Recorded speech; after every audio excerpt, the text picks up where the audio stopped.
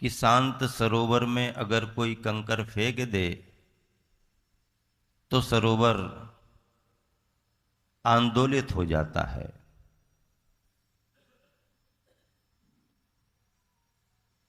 पिछले दिनों में सागर नगर के एक गृहस्थ ने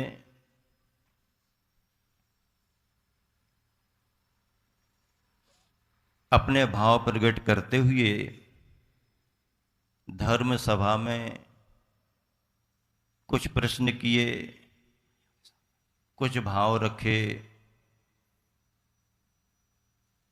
वो सभी ने सुना है। कोई भी व्यक्ति अपनी भावना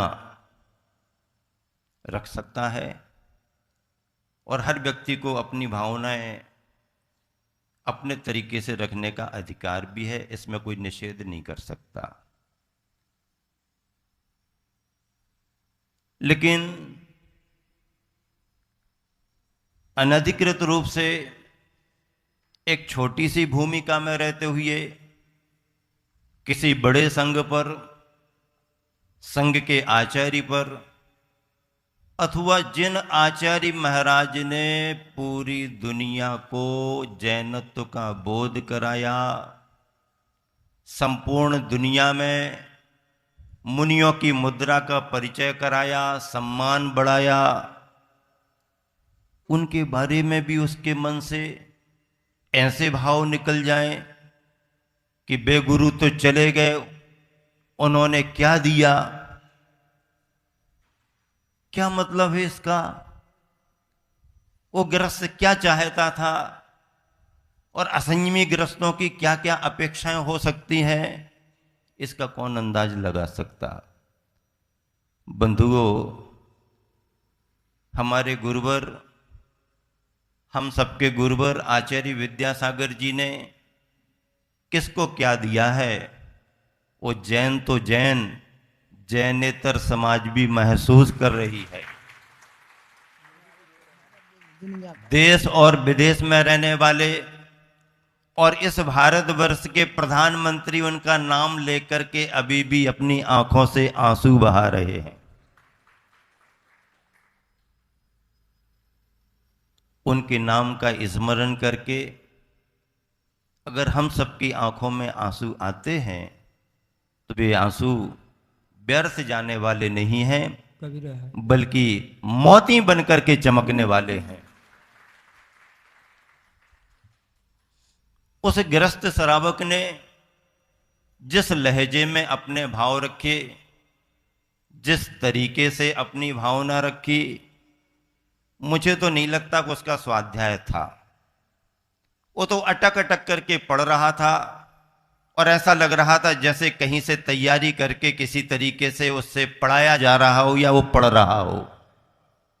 इसका मतलब ये है कि धर्म की भावना से अगर कोई जिज्ञासा रखी जाए तो वो कल्याणकारी होती है, और कसाय प्रेरित यदि कोई भावनाएं रखी जाए तो वो विघ्नकारी होती हैं, अनिष्टकारी होती हैं। ऐसे व्यक्ति का जीवन में कभी भला नहीं हो सकता। उसने जिन कसाय के भावों से ये कार्य कर लिया है, उसे निधत्ति और निकाचित कर्मों का बंध तो हो ही गया है, भव भवांतर में फल भोगेगा। समाज को भी ऐसे व्यक्ति से परहेज करना चाहिए, दूरी बना करके रखना चाहिए, क्योंकि अगर लोहे में जंग लगती है तो उसकी चपेट में कोई भी आ सकता है। उन्होंने अपने शब्दों में जो भाव प्रकट किए, उसमें उन्होंने इतने बड़े बड़े गुरु के पद के सम्मान का भी ध्यान नहीं रखा। अपने गुरुओं का बखान तो किया, नाम भी लिए, अच्छी बात है, कोई दिक्कत की बात नहीं, लेकिन संघ के वर्तमान आचार्य महाराज को भी बिना आचार्य महाराज के संबोधन के तुम नाम लेकर के कह रहे मैं उनके पास भी जाकर के दिल खोल करके कहूंगा, ऐसा करूंगा। इसका मतलब क्या है? ये सब ठीक नहीं है। हमारे गुरुवर आचार्य श्री क्या थे, इसे जानने के लिए हम सब दीक्षित पिच्छीधारी जानते हैं, सारे व्रतीजन जानते हैं कि उन्होंने जिन पर नजर उठा करके देखा उनका जीवन माला माल हो गया। उनके चरण जिनके घर पड़ गए वो परिवार निहाल हो गए। बंधुओं, उन्होंने जो शब्द बोले वो मंत्र बने, जो लिखा वो ग्रंथ बने, और जिनके सिर पर हाथ रख के आशीर्वाद दे दिया वो निर्ग्रंथ मुनि और आरिका बन गए। सवाल ये है कि आचार्य श्री ने हम सबको क्या दिया? धक्का दिए, धक्का खाते आ रहे और धक्का मिल रहे। ये शब्दावली ठीक नहीं, भाषा समिति नहीं, और इसमें भावना भी ठीक नहीं। आचार्य श्री ने जो किया है वो सबको मालूम है। करुणा और कृपा की बरसात उनकी हर शिष्य पर रही, जीवन पर्यंत रही। कई बार जब गुरु के पास गए तो लक्ष्य भले अलग अलग हों, लेकिन गुरुवर ने दिशा सही दी और दशा को भी सुधारा। एक भव्य आत्मा ने गुरुवर से कहा, गुरुवर आशीर्वाद दो, मैं तीर्थ यात्रा के लिए जा रहा हूं। तो गुरुवर ने कहा कि तीर्थ यात्रा को जा रहे हो, अगर तुम्हें ही तीर्थ बना दूं तो? भाग्य जाग गया। और ये महसूस प्रत्येक शिष्य करते हैं कि गुरुवर ने कब कब किस किस को कृपा की। आज अगर आचार्य विद्यासागर जी नहीं होते तो इतने सारे पिच्छीधारी मुनि आरिका इस धरती पर देखने को नहीं मिलते। ऐसे गृहस्थों को क्या समझाया जाए? हमारे वर्तमान के आचार्य महाराज समय सागर जी, जिन्होंने कभी कोई अपेक्षा नहीं रखी, कभी किसी से कुछ कहा नहीं,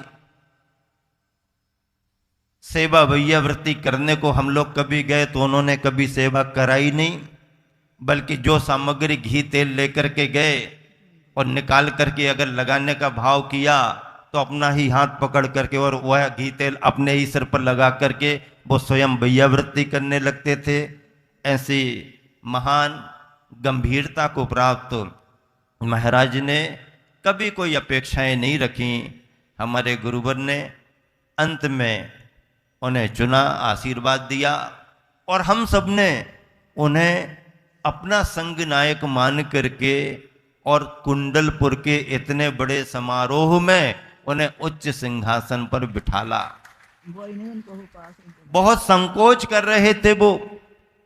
डोंगरगढ़ चंदगिरी में जब उनके नाम की घोषणा मैंने अपनी भावनाओं से अपने साधर्मी बंधुओं की अनुमोदना कराते हुए की, तब भी मन में खटका था कि इसको स्वीकार करेंगे कि नहीं करेंगे, क्योंकि वह भी आचार्य श्री के कदमों पर चलने वाले हैं। लेकिन ये बात भी थी कि अगर वो मना भी करेंगे तो भी हम सब निवेदन करेंगे, और उन्होंने कृपा की। आज हमारे संघ के वो मुखिया हैं, नायक हैं, आचार्य हैं, और उन्होंने अपने वात्सल्य भाव से, अपनी कर्तव्य निष्ठा से 2 वर्ष में सारे संघ और शिष्य शिष्याओं को व्यवस्थित किया है। और हम सब अपने गुरुवर की समाधि के बाद अपने महान आचार्य को पाकर के निश्चिंत हैं। जब सम्मेल शिखर में चतुर्मास करने की बात आई, हम सभी ने अपने अपने निवेदन किए। आचार्य महाराज ने बड़ी भावना से सबसे पूछा, किसी को कोई असुविधा तो नहीं है?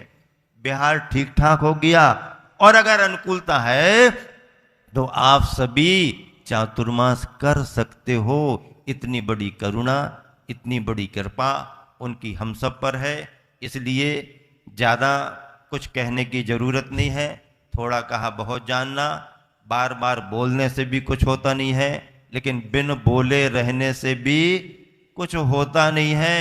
मन में आया देश दुनिया में क्या क्या चल रहा है, इस सब से बचते हुए, समाज को बचाते हुए सच्चा मार्गदर्शन यही है कि अपनी अपनी भावनाओं से जिसे जिस क्षेत्र में आगे बढ़ना है बढ़े।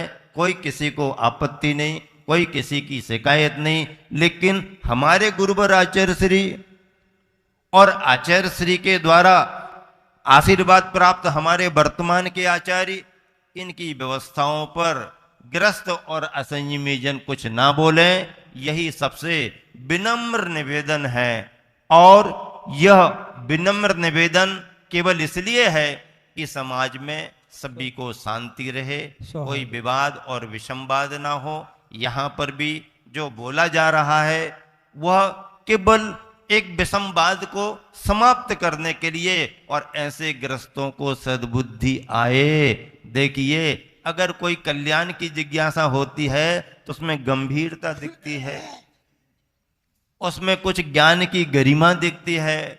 लेकिन खड़े होकर के पूछ रहे हो, आजू बाजू वाले हंस रहे हैं, तालियां बजा रहे हैं, ये तो एक मजाक मखौल का वातावरण बन जाता है। इसमें जिन शासन की प्रभावना घटती है, हमें अपने सभी विचारों पर नियंत्रण रखना चाहिए, काबू रखना चाहिए और एक दूसरे के प्रति स्नेह भाव, वात्सल्य भाव, साधर्मी वात्सल्य भाव का प्रयोग करते हुए, चाहे वो पिच्छीधारी मुनिजन आरिकाएं हों, चाहे वो ग्रस्त साधर्मी बंधु हो, सभी को एक दूसरे की मर्यादा का ध्यान रख करके ही अपनी बात करनी चाहिए। मैं इतना ही पर्याप्त समझ रहा हूं।